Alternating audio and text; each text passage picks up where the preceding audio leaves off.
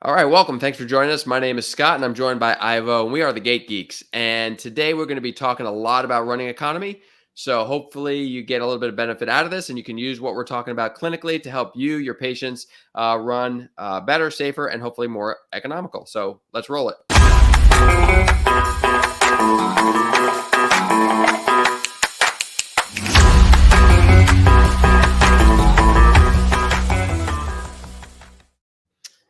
Again, I'm Scott, and I'm joined by Ivo. Ivo, why don't you introduce yourself and tell us a little bit about who you are and what your background is? My name is Ivo Warlup. I'm a doc. I practice out in Dillon, Colorado. A lot of you might know me from the Gate Guys. I was one of the founding members of that. Doing a lot of that. I've been doing gait and running stuff for quite a long time. Also really into anatomy, needling, and neurology, for those of you that have listened to any of the Gate Guys podcasts. Anyway, it was interesting. I ran into Scott, who will tell us a little about his background in a second. Working together on this research project. We do some consulting for a company that's developing a shoe tech, and we really can't say much more about it, but we always seem to have the same answers to all the questions everybody was asking. We were figuring, well, maybe we should get together and do some of this stuff, So that's where we're at, and here we are. Yeah, I agree. And like Ivo said, we do kind of think kind of similarly, which is a little bit scary probably for both of us. But my background is I've been a PT, sports PT for about 25 years. I work in the Division I college setting at the University of Florida, and I also manage operations. I've been involved with the American Academy of Sports Physical Therapy, speaking nationally on a lot of things such as running, foot orthosis fabrication, and just general sports medicine concepts in general. I tend to spend most of my day, I always say lower body, lower half. But that doesn't mean back in my earlier days, I didn't spend my fair amount of time treating shoulders, elbows, head, shoulders, knees, and toes. Right. So anyway, super excited again to join up with Ivo and to create the Gate Geeks. I think it's something that we're going to really grow as time goes on, and this process is going to evolve. And we're going to start to do a lot more education and hopefully provide some learning opportunities for some areas that are, I think, a little bit void out there in our areas. Ivo coming from a chiropractic background, myself coming from a physical therapy background. So hopefully we can bridge the gap and create a great learning environment for all you guys that are watching. So without further ado, today we're going to talk about this particular article. Is there an economical running technique? And it's a review of modifiable biomechanical factors affecting running economy. So, Ivo, why don't you start us off and talk a little bit about your thoughts on the article and where you want to take this? I think that there's a lot of things. So I think the first thing we all need to think about is, what is our definition of running economy? Not necessarily Scott and mine, but yours personally. This article largely looks at running economy as energy expenditure. So sort of like gas mileage. So the things which were most energy costly make you less economical. I don't know if I totally agree with that, and I don't think Scott does either. Sometimes it's worth getting a little worse gas mileage for something that's going to give you way better performance. And going strictly to that, I think is kind of a mistake. There were a lot of really good points in the article, things that we can change and things that we can't necessarily change. So intrinsic and extrinsic factors, we really can't change our anatomy, or we can alter our neurology, but we can't really change the way that some of that stuff works. So anyway, I'll let you start off, and then I'll hop in at some of the other things, Scott. Sure. So again, some of the things that they often talk about is, contact time and step length, stride length, and really what they found in the article is that really one of the best ways to improve your economy is to really, number one, try to limit the co-contractions around certain joints, because again, the more co-contractions you have, the more muscle involvement you have. And again, like Ivo said, that doesn't necessarily mean that co-contractions are a bad thing. It's just slightly potentially less economical.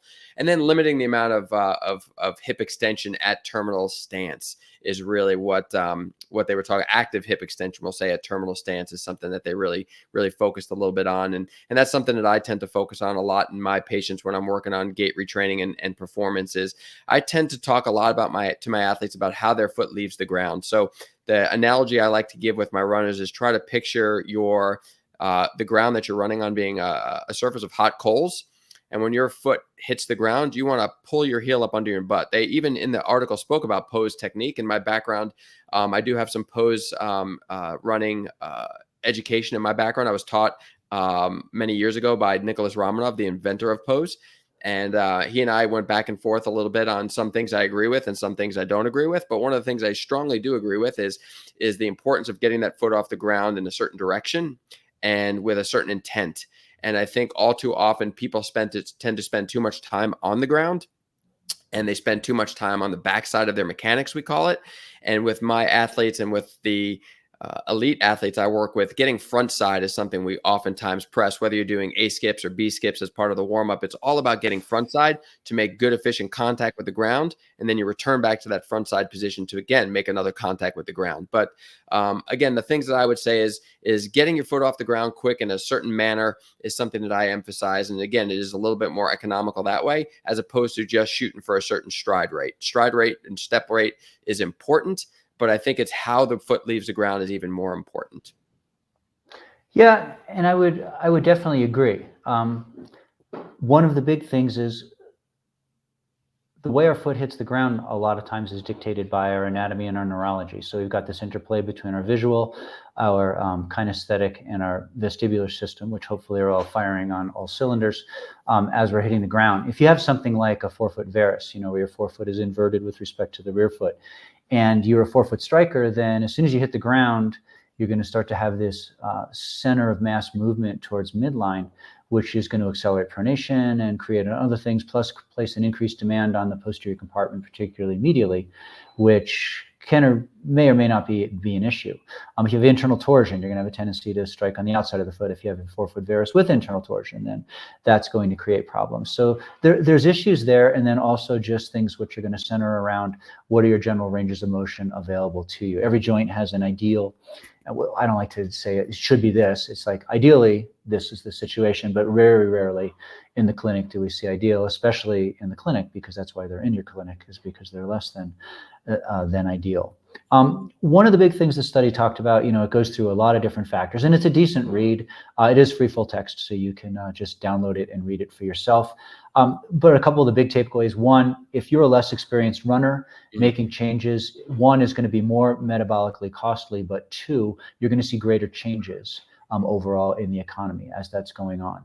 And the other big thing to remember as we're working through some of the points here is that anything that increases your VO2 max, your ability to utilize oxygen, and is basically going to decrease economy. So they're defining economy by basically gas mileage, energy expenditure, which is one way to look at it. I just think that you need to look at it from a lot of other things. If you are, what's your point? And I think Scott and I were talking about this prior to going on. It's like, what's the point of your run? Is it a training run? Is it a speed run? Are we in a race? Are we trying to do gait retraining or something like that? Are we trying to neurologically rewire something because we had some sort of disconnect, either functionally or physiologically, with what's going on? We have Parkinson's patients and things like that, people that have abnormal gait patterns and things like that. So we'll start them out with marching, simple walking, marching, arm swings, things like that. And then we'll start to move them into faster and faster movements until eventually we have them running again. And also, what are your goals as a clinician versus what are the person that you're taking care of or working with? What are their goals? Are they there for performance enhancement? Are they there for injury rehabilitation? Are they there for injury prevention? I wish it was a whole lot more of the prevention, but that's generally not the case with what we see most of the time. But that's good. That's what keeps us in business. So, and Absolutely. hopefully most of you guys in business too. So the paper talks a lot about modifiable and non-modifiable factors. So there's things that we can change, and there's things obviously that we can't change. So some of the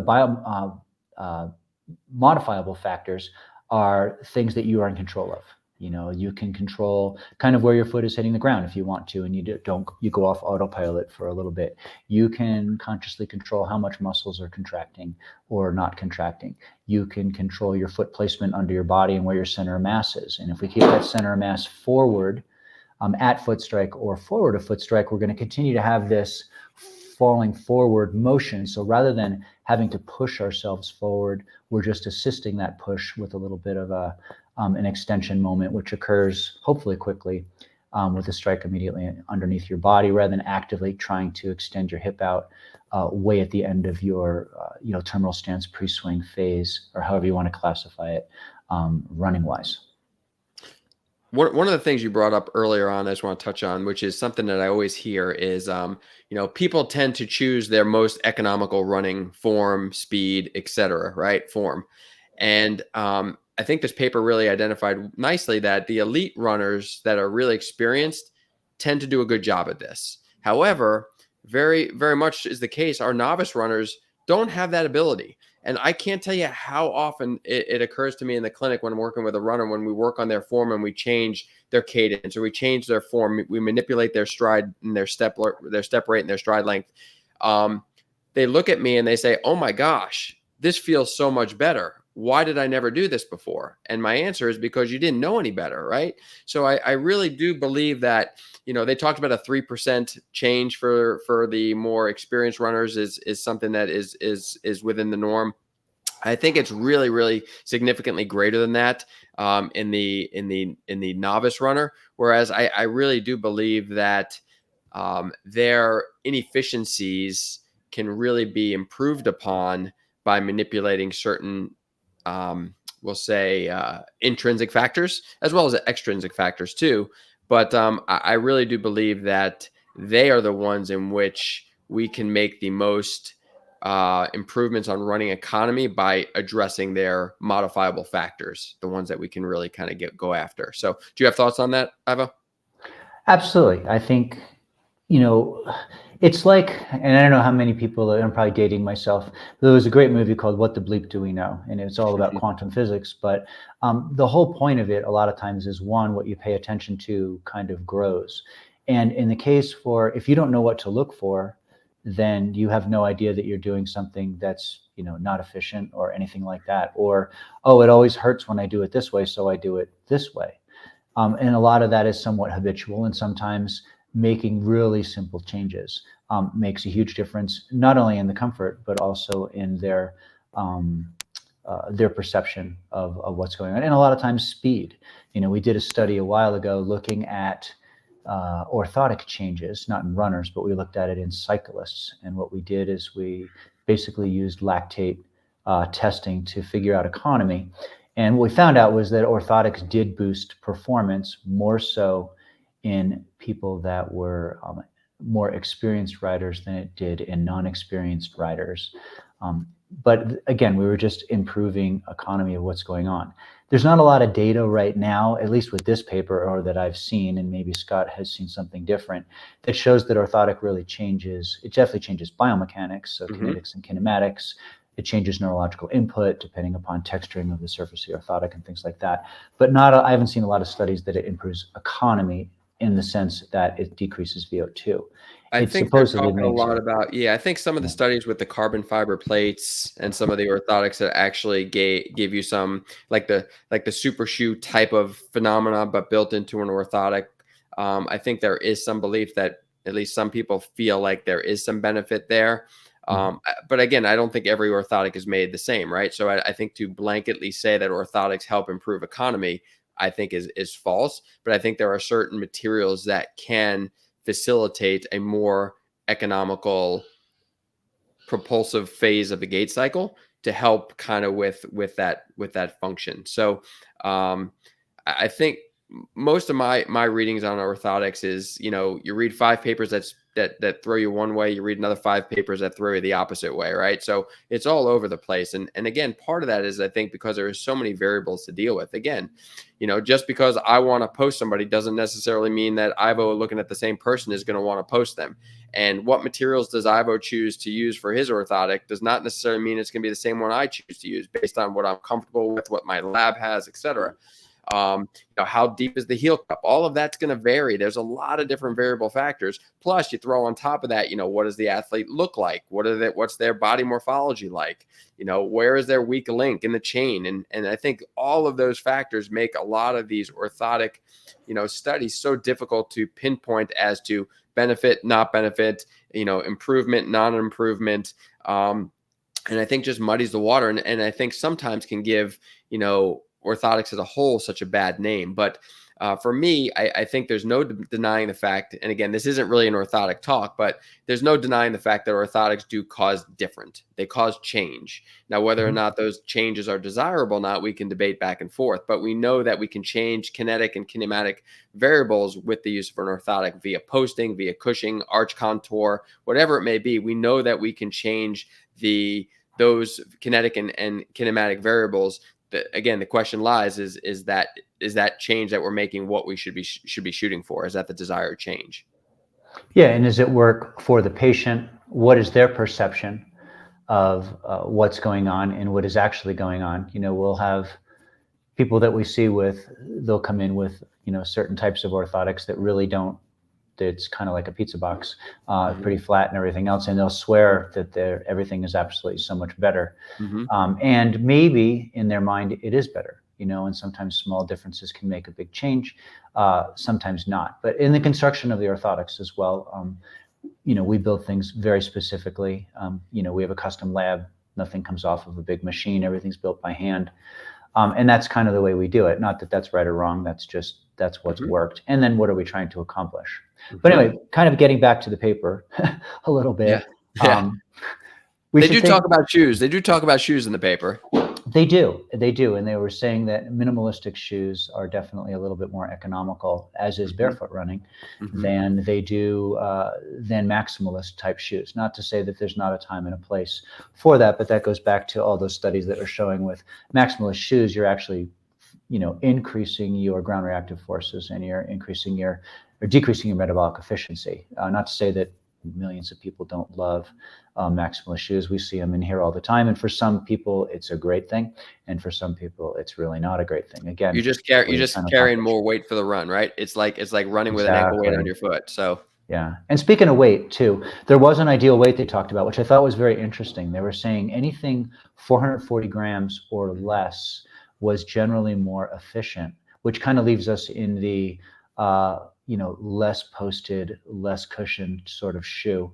Was beneficial to running economy, which I thought was neat that they kind of put a number on it as well as that. And then they also talked about the thickness of the outsole, the sweet spot being between 10 and 20 millimeters, which I think probably That's a fills big with that's a a big lot of. that's a big gap though. That's a big It gap. is. Well, they were saying like less than 10 was not beneficial and Mhm. greater than 20 was not beneficial. Mhm. So I don't know if I totally agree with that. I think of myself personally, I like just a little more cushioning. I'm usually a 26 to 28 millimeter guy Mhm. with my running, but it was just interesting that they had even looked at that. And they. The 440 number to me is a little bit. I think it's good that they put a number on it, but I think what 440 grams for a size 4, 87-pound female is going to be Right. very different than 440 grams for a Exactly. 250-pound 6'4" kind of guy, right? So I, Absolutely. I think you got to take that number a little bit with a grain of salt as well.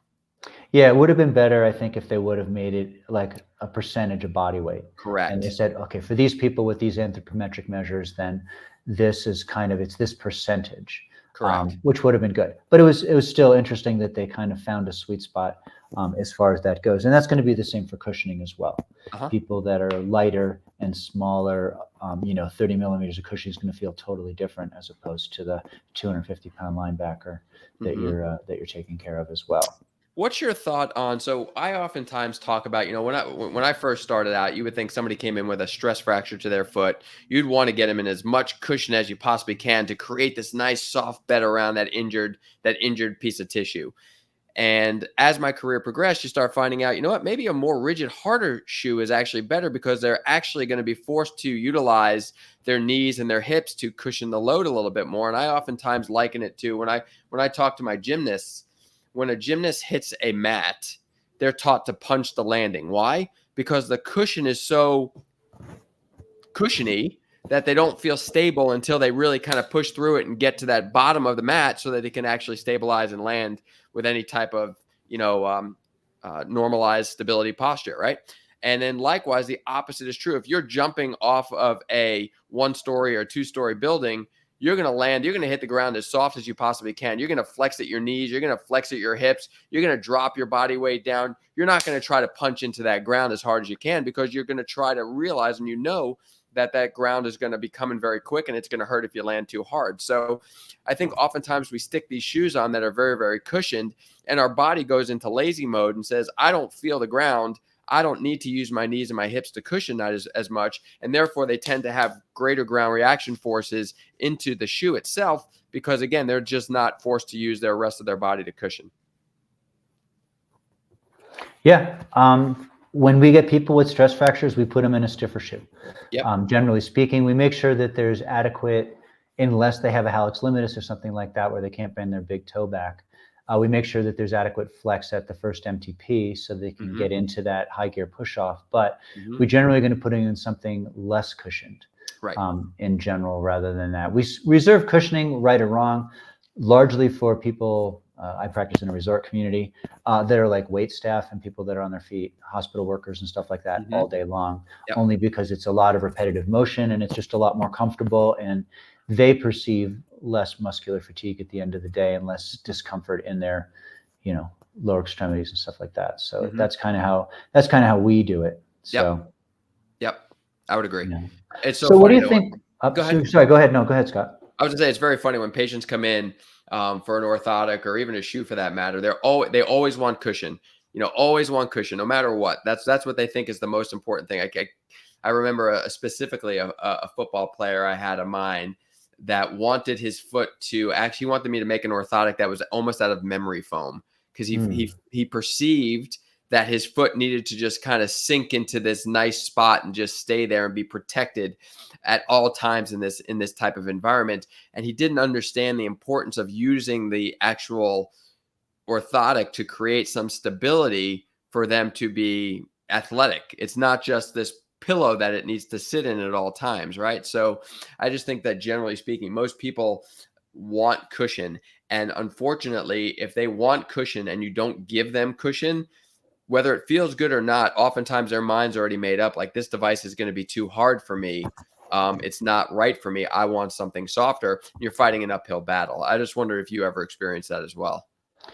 No, not a whole lot as far as that goes. But the comment on cushioning, the more cushiony that it is, the slower you need to move, because you're not going to be able to do it fast, because your kinetic energy is going to be wasted, mushing Exactly. out the foam and stuff like that. So to your guy there, if he was in the Sloth Olympics, that would probably be a really good thing for him, unless he's planning on walking in slow motion. That's right. I like to use that Lieberman graphic, and some people remember the Lieberman study in Nature talking about barefoot versus shod running. But I just show people the graphs of people running barefoot versus with cushioned shoes on. It's like, well, this is where you're going to have less force. You have injury to your metatarsal heads right now. So if we don't improve the ability of you to move your big toe back and dorsiflex your ankle, you're just ramming these med heads into the ground more. So if we use a harder shoe, you're going to do that a whole lot less, and you're going to learn that a lot faster than if I give you a big cushiony shoe and you stick to your old habits. So right. So Scott, before we get too far along there, I want to make sure folks get this out there. So talk about, with you and your training, stride length versus stride frequency. As far as, the paper talked about what it talked about and basically said there wasn't a whole lot of difference between the two. I would really tend to disagree with that, but I want to get your take on that. I think the people that tend to be performance-based, you try to maximize both stride frequency and stride length. The ones that are most successful at running fast are the ones that can cover a lot of ground. And the way that they do that oftentimes is by contacting the ground more often. So you're going to have step rates in the upwards of, I think upwards of 210, 220 steps per minute. And they do cover a large amount of ground in each of those steps. So I think it's a balance between both, but they both got to be elevated. I oftentimes believe, like, regardless of how slow you are running, you need to have a minimum step rate. I believe that minimum step rate should be somewhere in the 165 to 170 minimum. Some people even talk higher.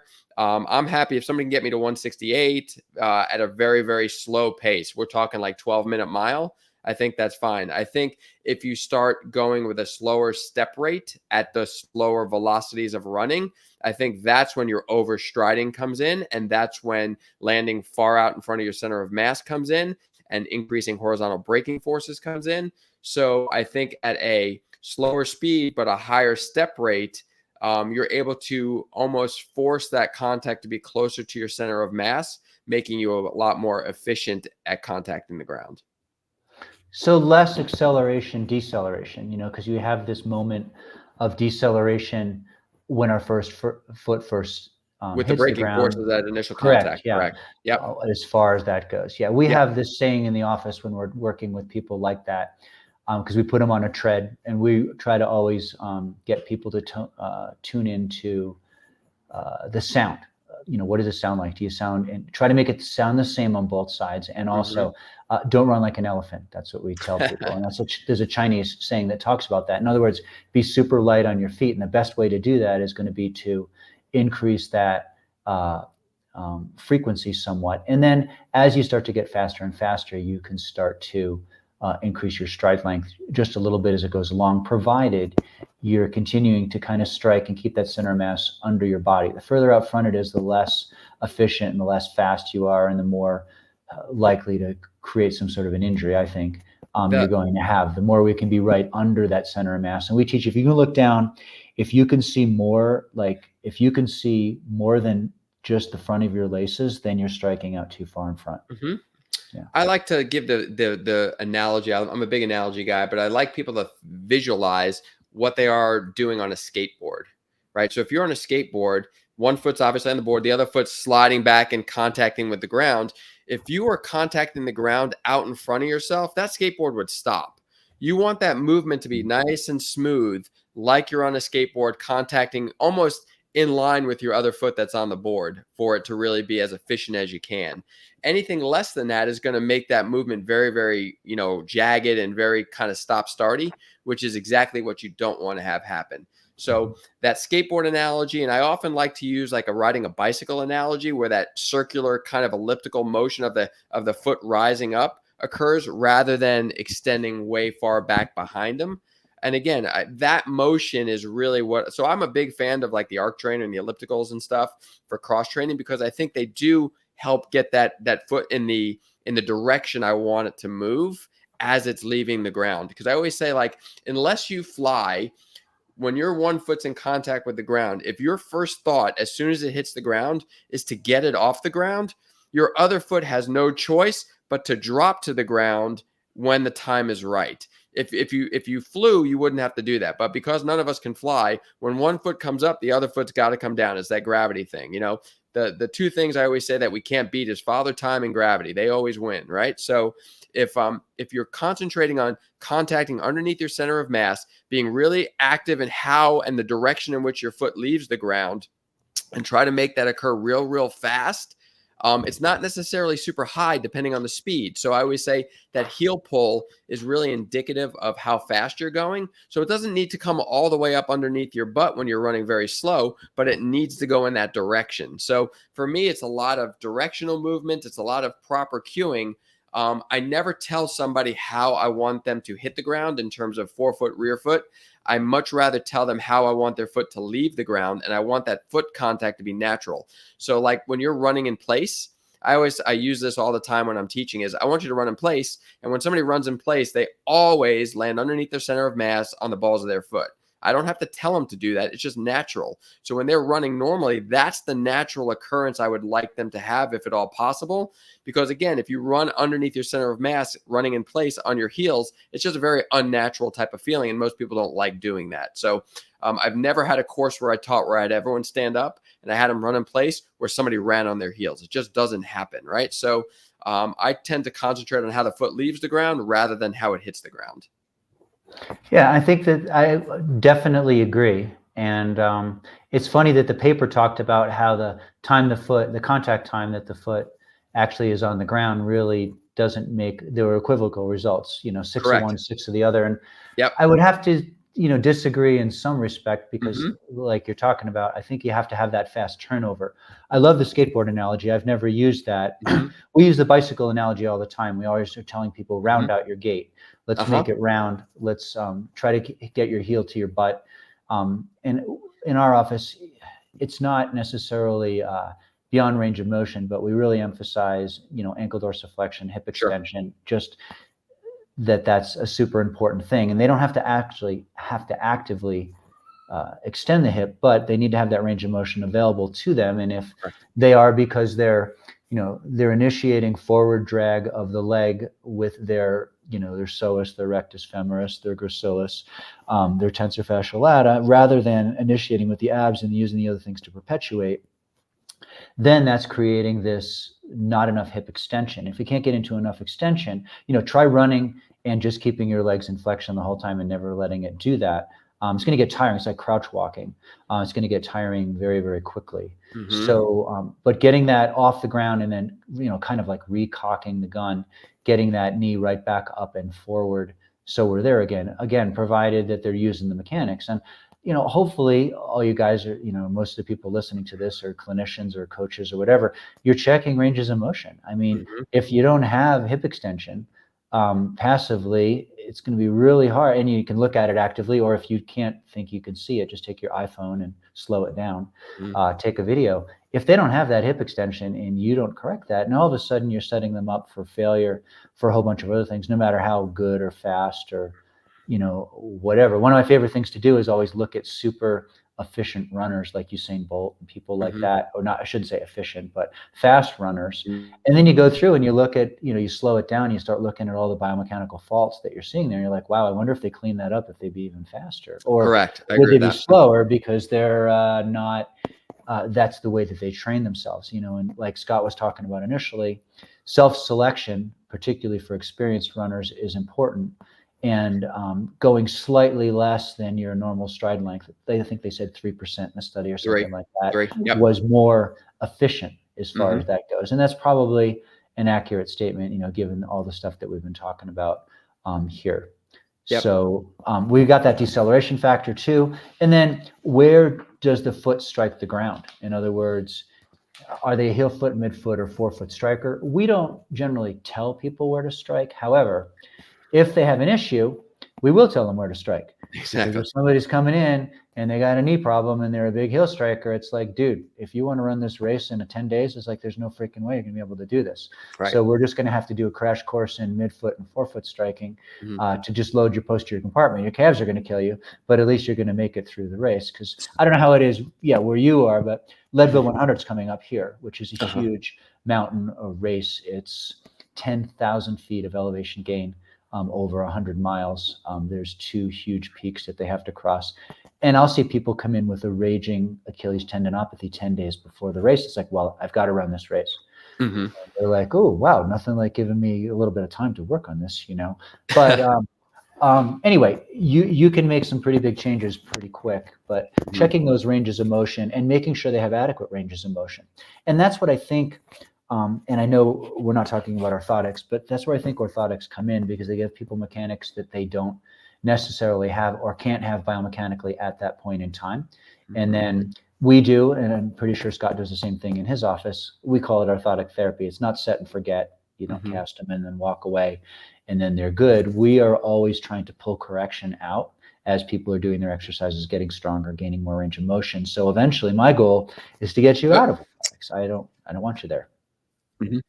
Yeah. Yep. So you brought up a couple of points that really hit home with me, and you talked about having an injury and having to still run a race, and if they're running a certain way and it hurts, well, let's try to run another way. And for me, I call it my shifting of loads. Right? It's my shifting load theory. So if somebody has a lot of knee pain, probably not going to have them run downhill very much. I may have them run uphill. However, if somebody has more Achilles pain, well, we're probably not going to have them run uphill. We're probably going to be more successful with flat or running downhill. So if somebody has more plantar foot pain, they may be better with more of a we'll call it a posterior contact, more of a neutral ankle or a rear foot kind of initial contact versus somebody that's on their forefoot. But it's really going to depend on what they're dealing with. Yes, I truly believe that a more forefoot contact is ideal, because I think, try running fast on your heels is just not natural. And if the goal is to run underneath your center of mass, like I said before, it's really impossible to do landing on your heels. Now, again, I really stress more than anything else, I really like a neutral ankle. I don't like a plantar flexed ankle at initial contact. When people talk about midfoot strike, to me, it's not really a midfoot strike. It's more of a neutral ankle strike. I don't think you can truly land on your midfoot, because what is your midfoot? It's your arch, right? So it's really a neutral ankle when your foot hits the ground versus a plantar flexed ankle forefoot contact or a dorsiflexed ankle rear foot contact. And again, I think they each have their time and place, but if all things were considered, and I'm really trying to get somebody to be a good, strong, fast runner, I believe that the most athletic way to run is with a ball of the foot contact. Yeah, we think about low gear versus high gear push off, that people talk about, and basically that's the difference between propelling yourself off of a mildly pronated foot versus a supinated foot.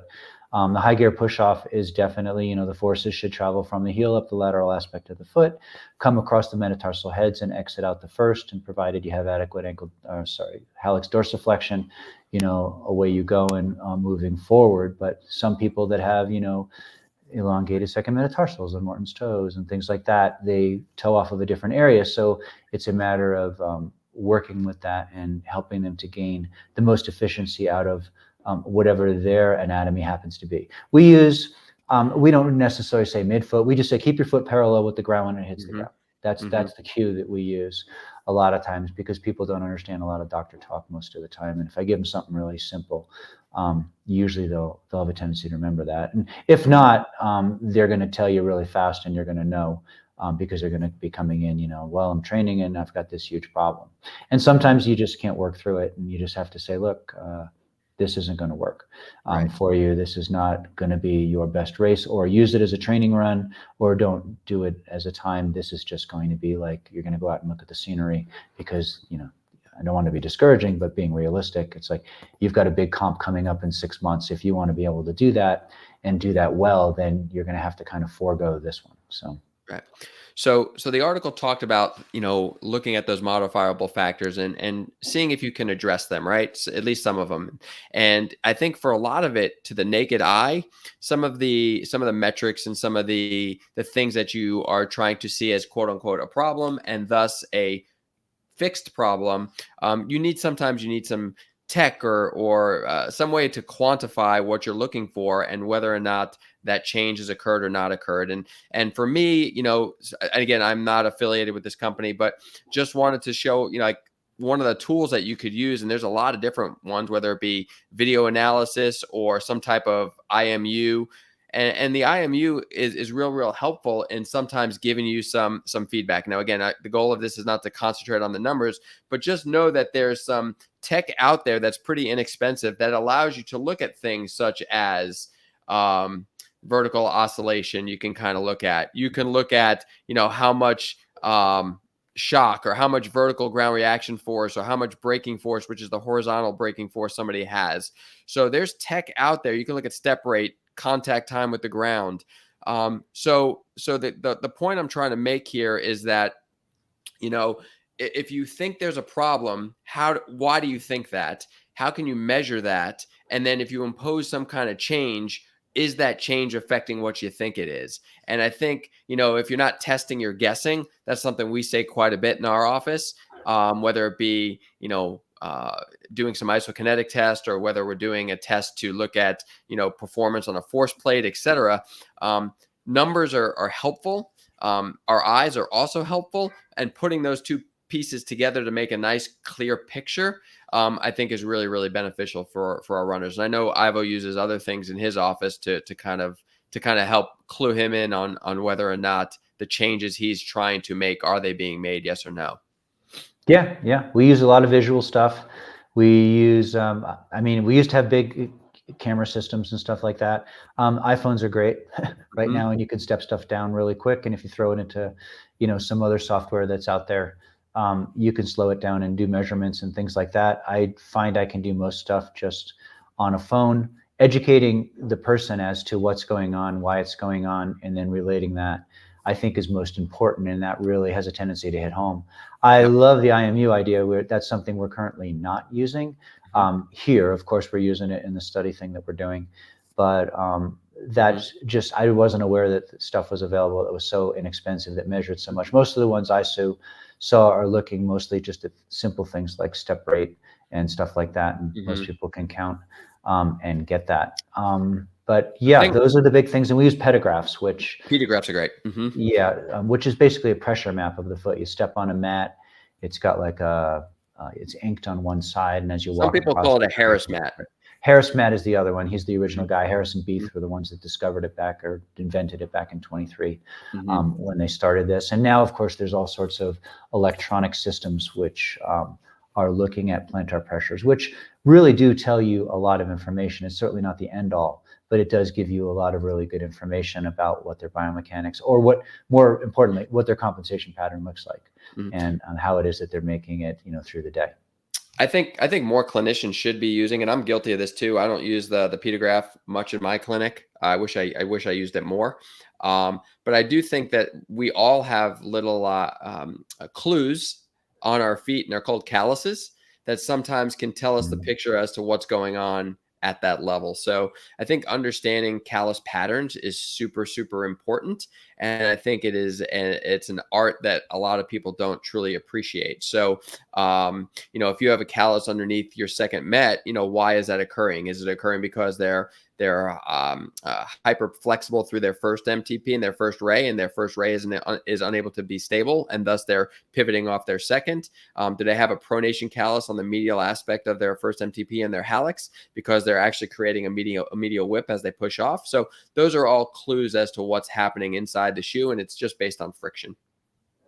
I think that's a subject for another podcast. I mean, that would Sure. be a great, and maybe even a presentation. We're looking at that. One of my favorite things to do, in addition to looking at that, is I just pull the insole out of their shoe, and Hmm. I show them and explain, like, all right, well, you see all these indentations here? This is where you're putting a lot of pressure most of the time. Do you see where your pain is right here? Okay. Do you understand that, if you're shifting this way, that it's going to create, discomfort or bad mechanics in this other area there? So that's really good. And then also looking at shoe wear patterns, just flipping them over. We're Yep. watching people generally as soon as they walk in the door, as they're walking back to the exam room, if I'm not already with a patient or something like that. But looking at how they move, how they carry themselves, what they're doing, and then, kind of going through a full exam. And that's something else that we could certainly talk about. We do have a seminar that'll be coming up in the fall, in October, looking at lower extremity gait function and orthotic therapy. That should be pretty exciting. It's going to be out here in Dillon, Colorado. You may want to check it out. It'll be pretty limited and small. There will be a video portion, or it will be videoed. We're toying with the idea of doing a simulcast and having it partially live as well. We're trying to work out some of the details, but Hmm. it'll be more of those things. Some of the things we talk about here, obviously, as well as a lot of other things with a lot of hands-on, like, how do you make a Morton's toe extension, or, make these particular modifications for people? Because in my opinion, and I think Scott would agree, that was one of the reasons we got together, is this stuff's just not taught anywhere. I wasn't taught this stuff in school. Hmm. And even my friends, I've got a very good friend, Sean, who's an awesome podorthist. And I've learned a ton from him, but this stuff isn't taught in podorthic school either. Hmm. It's just info. And that's one of the reasons we're so passionate, and we want to be out there, talking with you guys, doing this stuff, because this is something that we feel is super important. And if you neglect that, people are just not going to get better, even if you're treating their shoulder or whatever. Yep. And like Ivo said, all of this, that it's the more tools you have in your toolbox, the better capable you are at handling a whole host of problems. And like Ivo said earlier too, it's orthotic therapy. It's not a life sentence. So it's a time and a place thing. It's a way to offload some tissue that needs to be offloaded. It's a way to, for me, in my world, working in elite college athletics, I got to keep my athletes out on the field or on the track as long as I possibly can. And if there's a piece of tissue that's irritated, damaged, that just needs a little bit of rest, how can I do that, right? How can I keep them running while allowing that piece of tissue some time to really recover? And an orthotic is a great tool to allow me to do that. And again, sometimes we'll allow our athletes to just wear it in their spikes or just wear it in their trainers. They don't wear it when they're walking around. I always hear people talk about orthotics being this negative thing because it weakens the foot. It only weakens the foot if you don't do other things, which is, work on balance, work on strengthening. If you wear it all the time, we don't strength train our other muscles 24/7, right? We don't need to necessarily strengthen our foot 24/7. We need to rest it when we need to rest it. We need to use it when we need to use it. And we need to increase tissue capacity. I always say injuries are very simple if you break it down to a capacity stress type of model, where when stress exceeds capacity, problems arise. So if I can either decrease the stress or increase capacity, I'm helping the problem. So with orthotics, we're decreasing the stress while we allow that tissue to recover. And at the same time, we can start to increase capacity of that tissue while it's healing. So, whole lot of stuff we talked. We've unpacked a lot of stuff here today, and a lot of things we're going to dive deeper into as we progress with this whole project. Yeah, there's a lot of stuff we can kind of go into. Yeah, it's going to be an adventure.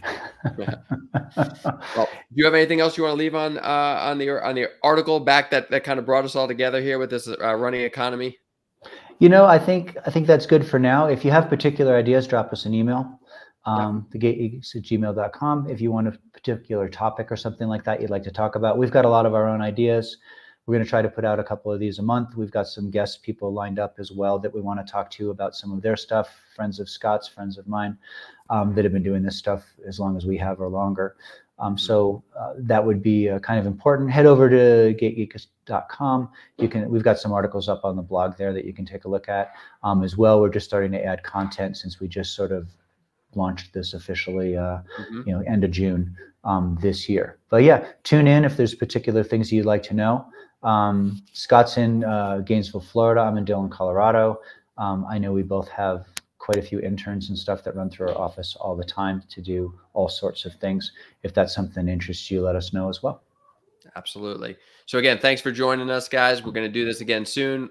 Check out our social media platforms for when we're going live next. And again, hope to see you guys soon. Take care.